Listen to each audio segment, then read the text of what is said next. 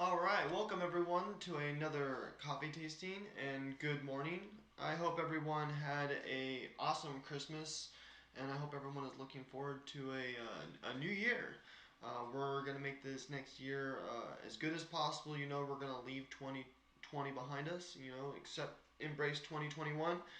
And then in the meantime, we are going to be tasting the Sirens blend. The Sirens blend is a blend of two different coffees. We're going to have a coffee from East Africa and also a coffee from Latin America.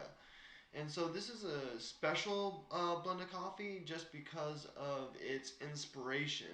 So it's this particular cup of coffee or blend of coffee is inspired by women's rights and just progressive movements around the world. And so we'll talk a little bit more about that. But with this coffee, we're going to get some citrus notes with milk chocolate as well.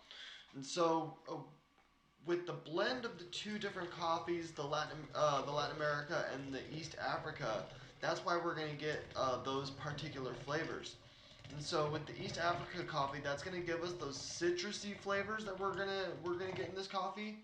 And then the Latin American coffee is going to really bring out those milk chocolatey leftover notes that we get once the palate starts to clear. And so we're going to be brewing this coffee two different ways on the French press and the pour over.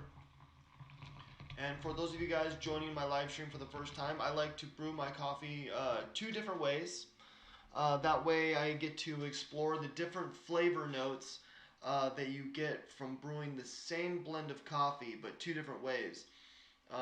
And that's important to highlight because depending on what flavors you like or what you look for in a cup of coffee, that's going to determine how you brew your coffee that you're drinking. And so if you really like a dark, earthy, roasty flavor, then a French press is going to be the route that you want to go with most coffees.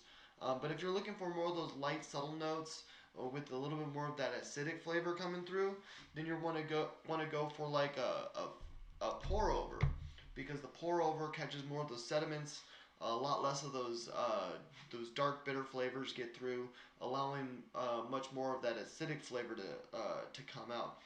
And so with the French press, I'm assuming that we're going to see a lot more of those dark the darker flavors like the milk chocolate come out, and then the acidity kind of take like a back seat. But in the pour over, I anticipate that the acidicness of this one is going to be high. It's going to be very bright and citrusy. Um, yeah, so I'm very excited. When I drink coffee, I tend to go for more of the nutty milk chocolate notes. So I think I'm gonna like the French press over the pour over this week, just because I kind of tend to stay away from the citrusy notes. That's just not my favorite flavor profile when it comes to drinking coffee. But then if you do run into a flavor profile that you're not a fan of, there are different options to kind of like stave off those flavors, like brewing it a different way. So I'm assuming I'm going to be avoiding a lot of those citrusy flavors on the French press. So that's one way you could avoid some of those bright acidic flavors. Another way is just pairing it with like a pastry. So like if you do like a cheese Danish or anything with like cream cheese, the creaminess of the cream cheese on the Danish or like a bagel is gonna really kind of mask that acidicness, the bright acidity, making it a much more well-rounded cup of coffee. And so that's how you pretty much pair your coffees with different food items, or even if you're just looking for certain flavors, you can just brew it a different way. And then through doing these coffee tastings, I've actually kind of explored a little bit myself in terms of like my personal brew preference. So if it's a bright acidic coffee, I tend to like to go for the French press because it kind of hides those acidic notes. But then if it's like a dark roasty like Sumatran coffee, I'm more partial to the pour over because uh, I'm I like a lighter roast coffee, and so if you do the Sumatra on a pour over, you're getting less of those intense sediment flavors coming through, making it a much more well-rounded cup of coffee. So with this one, with the pour over, we're gonna see more acidic notes.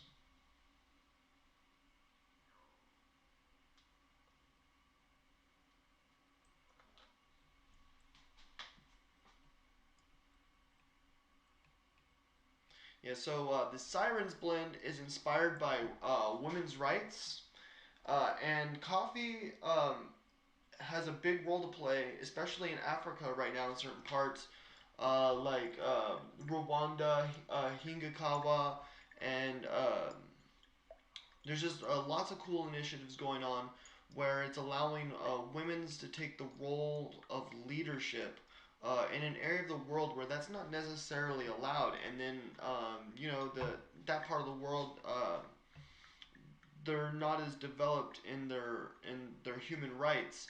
And so, with the women being able to take control and take the role of leadership and being able to show that they are able to do these things, it's really awesome to be a part of, especially with Rwanda Hingakawa. Um, they went through a lot of hardships, and the women there went through most of their lives not being able to make choices for themselves. And so when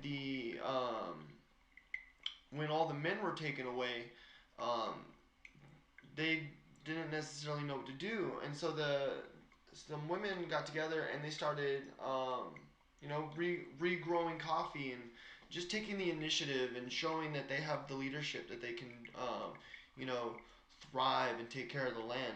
And that's important to show, especially in that part of the world, because in that part of the world that's frowned upon, and if you can get people to see that, we can start getting people to join the movement of progressive human rights so that everyone has equal opportunities.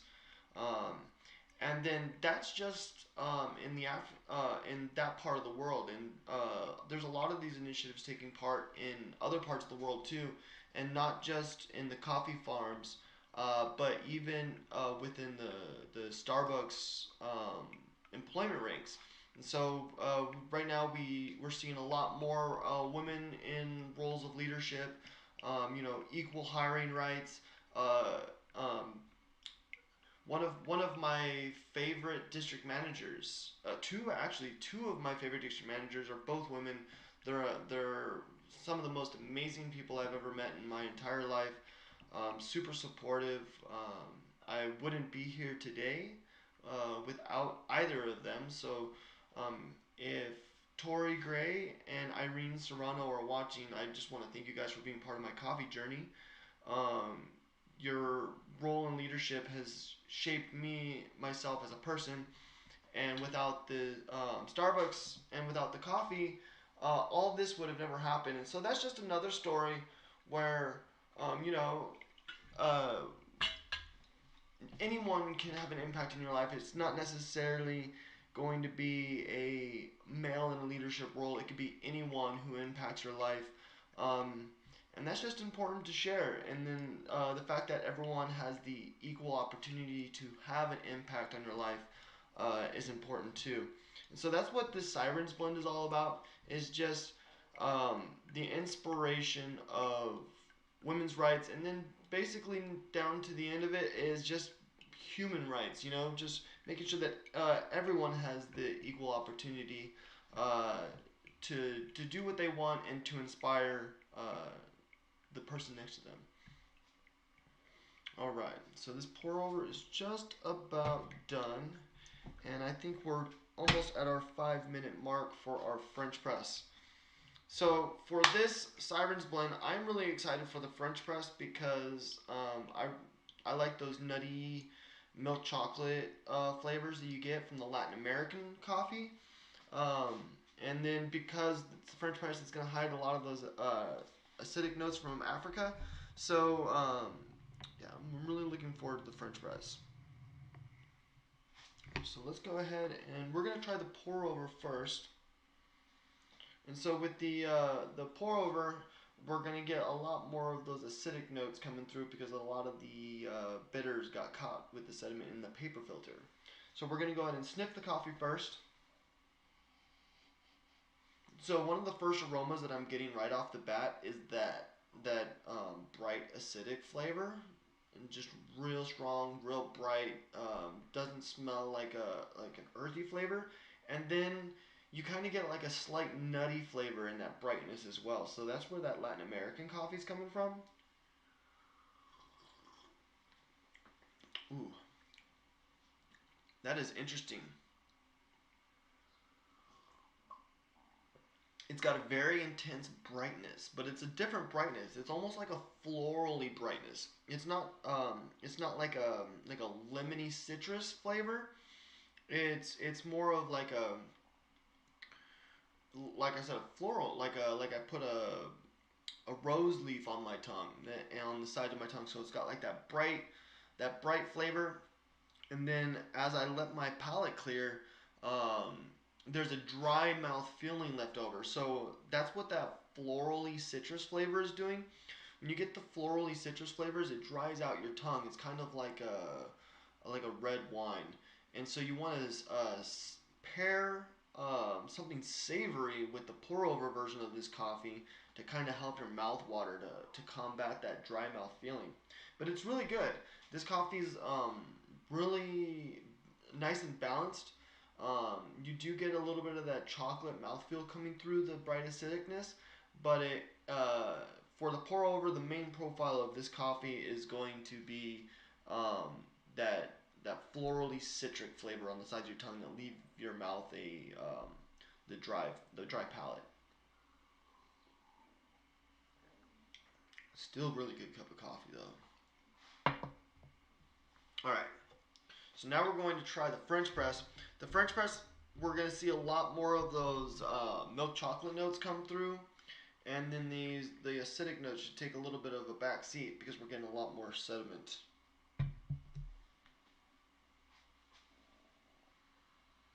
Oh yeah. So right off the bat with the French press, I'm smelling a lot more of those nutty chocolate flavors just from the aroma.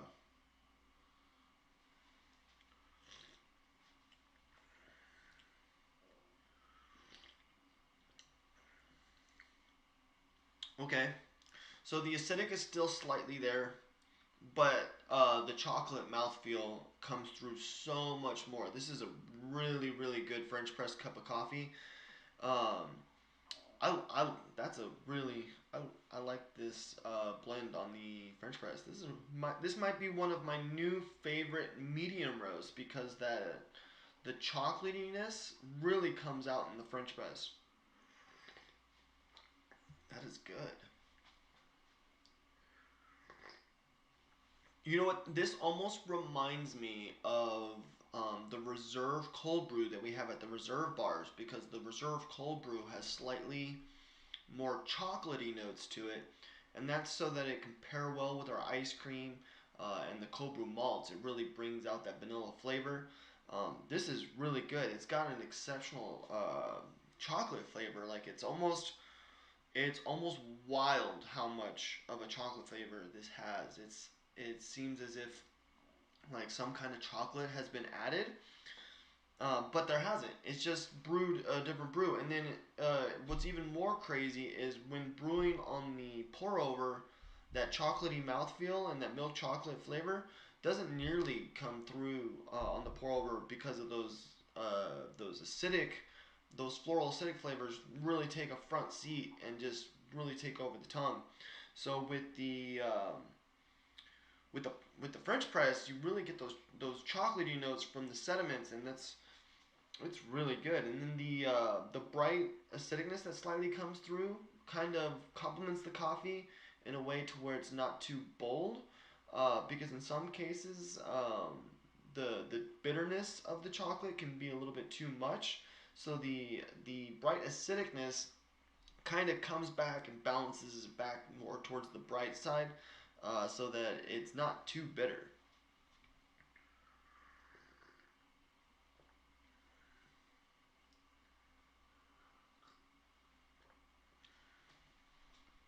And that's exactly why I brew the coffee two different ways. It's really important to highlight the different flavors that you get through different brewing methods from the same blend of coffee. Because a lot of people they'll ask me what's the best way to brew your coffee. And in my opinion, there is no best way to brew your coffee. It's the drinker's flavor profile, what you're looking for in the flavor of your coffee that you're drinking. So for me, it goes back and forth between coffee press and pour over, depending on what blend I'm drinking, what region of the world the coffee is coming from, and then the roast. So if it's a dark roast, medium roast, light roast, the lighter roast, I will lean more towards a French press, and then the darker the roast, I will lean more towards a pour over. And that's because I just like a more of a medium balanced cup of coffee, and so the different brew methods kind of like carry it over to the actual opposite spectrum that it's actually brewed on. So like brewing the blonde on the French press will make it a little bit darker, get more of those sediments, more flavor come through. While the dark roast on the pour over, some of those sediments and oils are actually being filtered out, so we're making like a lighter flavor.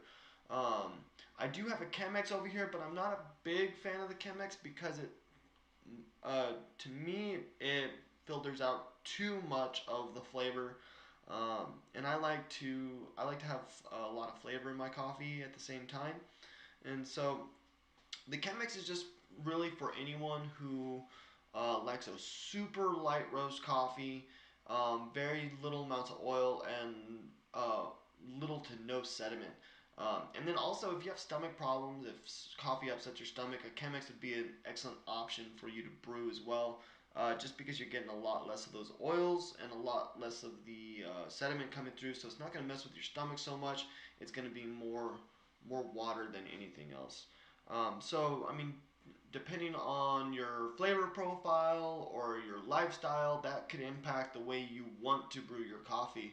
And that's important to highlight because you know you can have a blend of coffee that you didn't necessarily like, but you had it brewed one way.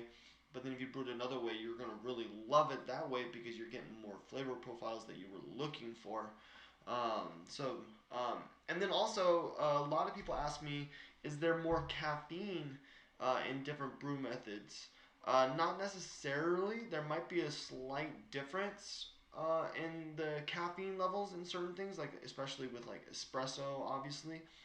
But with like a French press versus the pour over, it's going to be pretty much the same, except for the fact that with the French press, I'm brewing two of these. So like right now, this is just one cup serving. Well, this will be 2 cups serving. Well, some people might say like, oh, I get more wired off of a French press, but you might be drinking more coffee when you drink a French press. And so that's not necessarily because it's stronger in caffeine wise. It just probably means you're drinking more coffee because the proportion and grind is all adjusted depending on what kind of brew you're doing. So for like the grande pour over that I have for a 16-ounce cup of coffee is going to be 30 grams of paper ground coffee. And then for my French press, it's actually going to be 56 for an 8 cup French press. And so by the time I'm done with this, um, if I were to make 2 pour overs, I will have used more grinds in my pour over than I will have in my 8 cup French press. And so the proportions are scaled depending on what your brew method is, and so it's I would say all most brew methods are fairly close in terms of caffeine levels until you get to like some of the more specialty brew methods, like when you start brewing like espresso, just because you're pushing water through a compressed puck of espresso beans. So and then it's also ground super fine, so you're actually covering more surface area. And when you cover more surface area, you're actually pulling more of the flavors out of the beans. And so that's the science behind espresso. And then if you grind the beans too fine, then there's too much surface area, and then you get those super bitter shots. And so With the espresso, it's really fine tuning the grind and making sure you're balancing the bitters with the caramely notes, making sure you get that nice robust flavor, but not bringing out too much of those bitters. So proportion, grind, and freshness is very important in making sure that your cup of coffee is good. So that is the Sirens blend, you guys. Really good cup of coffee.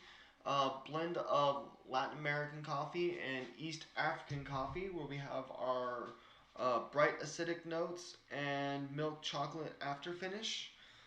My favorite way to brew this particular blend is on the French press. It is still really good on the pour over. I'm not a big fan of the dry palate that the bright florally notes leave behind.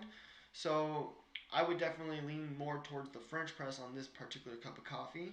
If you guys have any questions about the Sirens blend or about women's rights or about the Hingakawa, go ahead and throw that down in the chat. I would love to answer your guys' questions. I'm going to continue to sip on my French press for a little bit. And I want to thank everyone for joining me today on today's coffee stream.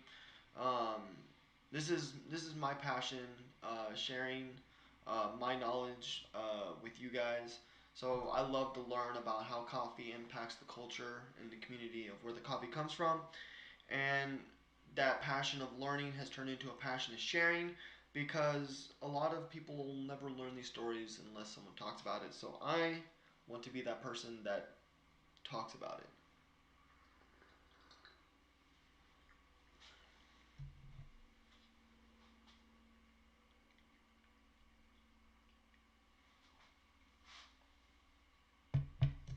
So next month we are getting three new coffees.